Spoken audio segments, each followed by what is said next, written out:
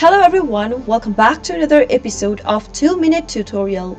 In today's video, I'm going to guide you through how to add Grammarly to your Google Chrome. If you want to add Grammarly to your Google Chrome browser, then the process is quite easy. Simply keep watching the video till the end and don't forget to subscribe to our channel if you've not yet. Press the notification bell so that you never miss another update from us. Now let's get started with the video. First, open your Google Chrome web browser. Now, once you do that, go to the search box at the top and type in grammarly.com/Chrome. Once you find this add-on, go ahead and click on Add to Chrome on the right corner. Click on Add Extension in the pop-up and you'll be able to download the add-on. As soon as the add-on is installed, it'll automatically open up.